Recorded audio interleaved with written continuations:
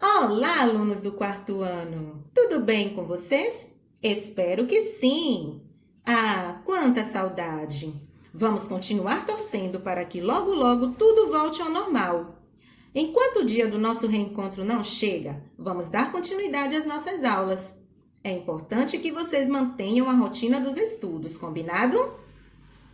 Hoje, na nossa aula de História, iniciaremos o assunto Brasil Urbano. Por favor, abram o módulo nas páginas 258 e 259. Os portugueses fundaram várias vilas e cidades na época em que colonizaram o território brasileiro. Ao longo dos anos, esses locais passaram por diversas transformações e muitos se tornaram grandes centros urbanos. Na imagem, vemos a cidade de Fortaleza, Ceará, em 2017. A cidade de Fortaleza, capital do Ceará, passou por diversas transformações ao longo de sua história. Fortaleza era uma pequena vila quando foi fundada pelos portugueses em 1726. Com o passar dos anos, ela foi crescendo e ampliando suas atividades econômicas e, em 1823, passou a ser reconhecida como cidade.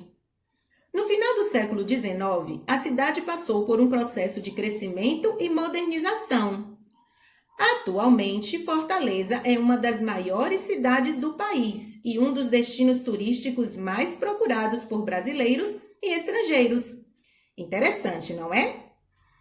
Observemos mais uma vez a imagem das páginas 258 e 259.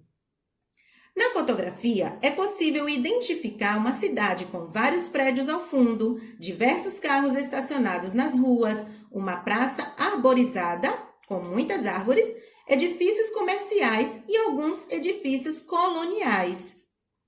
Agora eu pergunto, a imagem representa um espaço urbano ou rural? Ah, essa é fácil. Representa um espaço urbano. Mas o que nos faz chegar a essa conclusão? Sim, alguns elementos como concentração de prédios e veículos, presença de edifícios comerciais e uma praça. Muito bem!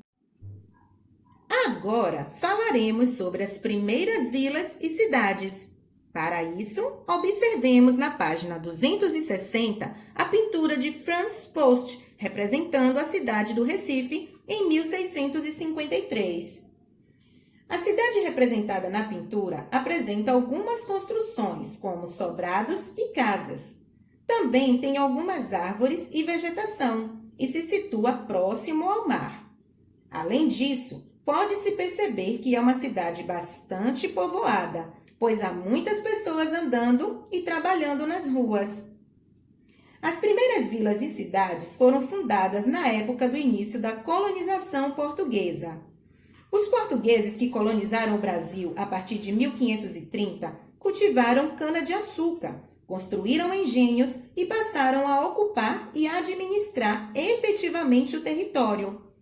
O desenvolvimento dessas e de outras atividades econômicas contribuiu para o surgimento de várias vilas e cidades no território brasileiro. Saberemos agora de que forma ocorreu a ocupação do litoral. Entre as vilas e cidades desenvolvidas no início da colonização, a grande maioria ficava próximo ao litoral. Litoral é um termo que refere-se à faixa de terra à beira-mar. Essa localização era vantajosa porque facilitava o embarque de produtos com destino à Europa. Além disso, nesse período, os portugueses tinham pouco conhecimento do interior do território e ainda encontravam dificuldades para explorar essas regiões. Observem o mapa na página 261. Nele, visualizamos as vilas, as cidades e as regiões açucareiras no Brasil em 1580. De acordo com a legenda, quantas vilas existiam no Brasil em 1580? Vamos contar? 1, 2, 3, 4, 5, 6, 7, 8, 9, 10, 11, 12, 13. Existiam 13 vilas. A primeira vila brasileira, São Vicente, foi fundada em 1532 em São Paulo, liderada pelo português Martim Afonso de Souza. Agora eu pergunto, quantas cidades existiam no Brasil em 1580? 3. Sim. Filipéia, Salvador e Rio de Janeiro. Mais uma pergunta. Por que será que as primeiras vilas e cidades foram fundadas justamente no litoral? Porque isso facilitava o embarque de produtos com destino à Europa e também por causa do pouco conhecimento que os portugueses tinham do interior do Brasil. Não esqueçam, hein? Agora é com vocês. Realizem as atividades de história no caderno. Mãos à obra e até breve!